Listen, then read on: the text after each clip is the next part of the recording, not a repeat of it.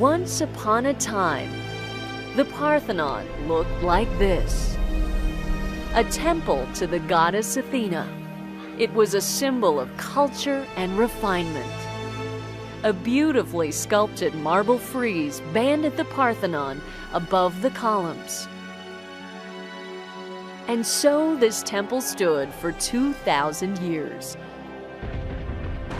But in 1687, it was blown up during a war between Venice and the Ottoman Empire, which was then occupying Greece.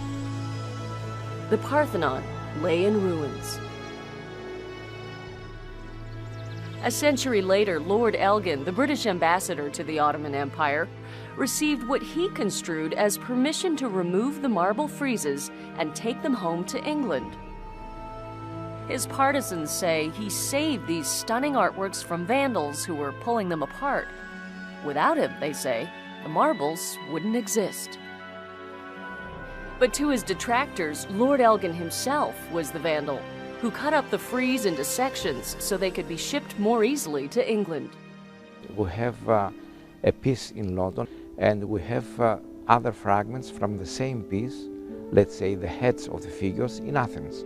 Dimitrios Pandermalis heads the organization that's building Greece's new Acropolis Museum, and he wants the marbles back permanently.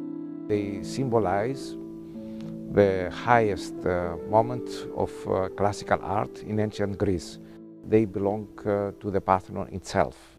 But the British Museum is equally emphatic that this is not going to happen.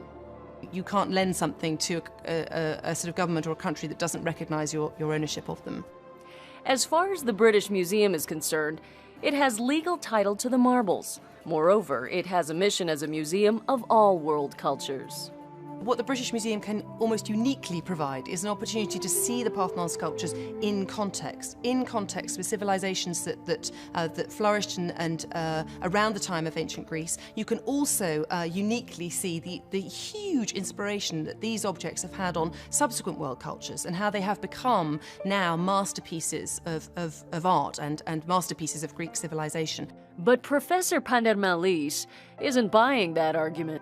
The story he wants to tell is depicted in the frieze itself, which shows an important Athenian religious procession. But only about 50% of the original frieze survives today, and of that 50%, about half are in London, and the other half are in Athens.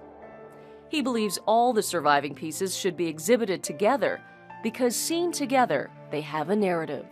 It's not correct for a piece so important to have fragments in different places and not all the originals together next to the original building. And the British public seems to agree with him. Poll after poll shows that the people of Britain support the idea of returning the marbles to Greece. So would the British Museum then go against the voice of the British people?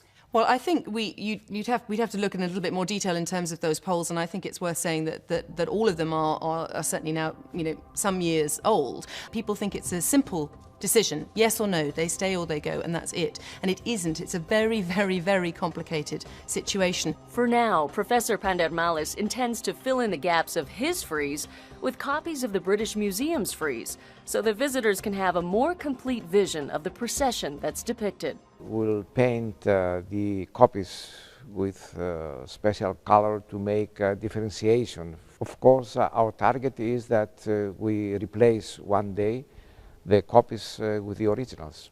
And he's hopeful they can work something out.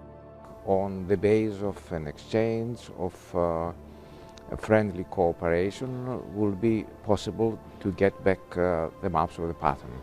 the trustees, you know, we have a very generous loans policy. There isn't any, there would be no reason why that discussion couldn't take place. And perhaps this great symbol of civilization will ultimately inspire a solution that benefits everyone.